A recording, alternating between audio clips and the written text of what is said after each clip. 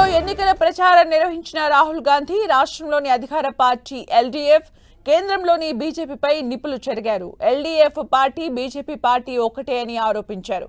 కేరళలో అధికార party left front లాగా ప్రవర్తించడం లేదని ఆరోపించారు రాహుల్. అటు ఎక్కడికి వెళ్లినా హిందూ దేవాలయాల గురించి మాట్లాడే ప్రధాని మోదీ నిన్న ప్రచారంలో మాత్రం ఎందుకు శబరిమల కేసు గురించి మాట్లాడలేదని ప్రశ్నించారు. దేశంలో జరుగుతున్న అన్యాయాన్ని ప్రశ్నించే ఏకైక పార్టీ కాంగ్రెస్ మాత్రమే అని పునరుద్ఘాటించారు Rahul Gandhi. That LDF can never challenge him in Delhi.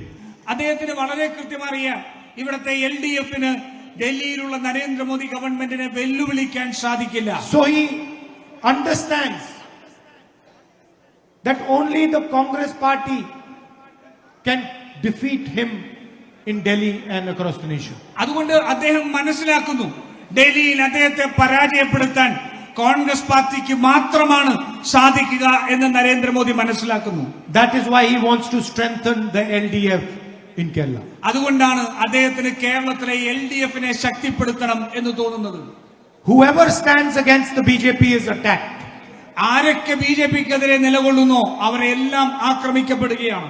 I have got 36 cases. I am out on bail. I've been interrogated for 55 hours non-stop. എനിക്കെതിരെ 36 കേസുകൾ ഉണ്ടായിട്ടുണ്ട്. ഞാനിപ്പോൾ ജാമ്യത്തിലാണ് നിൽക്കുന്നത്. എന്നെ 55 മണിക്കൂർ നിരന്തരമായി ചോദ്യം ചെയ്തിട്ടുണ്ട്.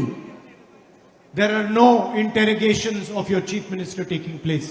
പക്ഷേ കേരളത്തിലെ മുഖ്യമന്ത്രിക്കെതിരെ ഒരു ചോദ്യം ചെയ്യലും നടക്കുന്നില്ല. There are no interrogations of his family members taking place. കേരളത്തിലെ മുഖ്യമന്ത്രിയുടെ കുടുംബാംഗങ്ങൾക്കെതിരെ ഒരു ചോദ്യം ചെയ്യലും നടക്കുന്നില്ല. There is no pressure or attack on the chief minister of Kerala. കേരളത്തിലെ മുഖ്യമന്ത്രിക്കെതിരെ ഒരു ആക്രമണമോ ഒരു സമ്മർദ്ദം പോലും ഉണ്ടാവുന്നില്ല.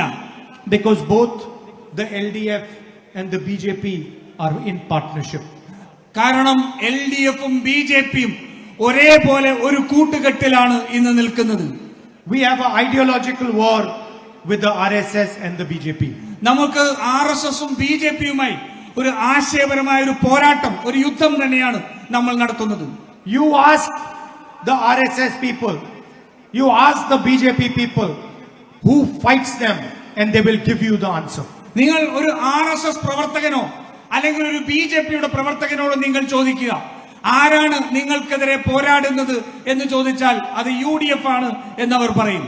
So on one side in this election there is the LDF which is being helped by the hidden hand of the BJP. അതുകൊണ്ട് ഒരു വശത്ത് ബിജെപി സഹായിക്കുന്ന ഒരു എൽഡിഎഫ് എന്നുള്ള ഒരു മുന്നണി ഒരു വശത്ത് ഈ പോരാട്ടത്തിലുണ്ട്. And on the other side there is the UDF. മറുവശത്ത് യുഡിഎഫ് ആണ് ഉള്ളത്. That is basically what is going on in the election. അതാണ് ഈ കേരളത്തിലെ തെരഞ്ഞെടുപ്പിൽ അടിസ്ഥാനപരമായി സംഭവിച്ചുകൊണ്ടിരിക്കുന്നത്.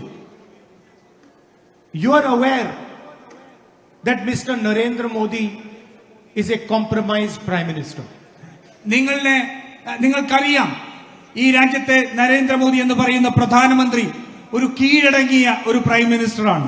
If you see the details of the US-India deal, you will find that no Indian prime minister could sign this deal unless he was compromised. നിങ്ങൾ ഇന്ത്യയും അമേരിക്കയും തമ്മിലുള്ള ട്രേഡ് ഡീൽ നിങ്ങൾ പരിശോധിച്ചാൽ ഇന്ത്യയിലെ ഒരു പ്രധാനമന്ത്രിക്കും അത്തരത്തിലൊരു കരാറിൽ ഒപ്പുവെക്കാൻ സാധിക്കുന്നില്ല എന്ന് മനസ്സിലാകും.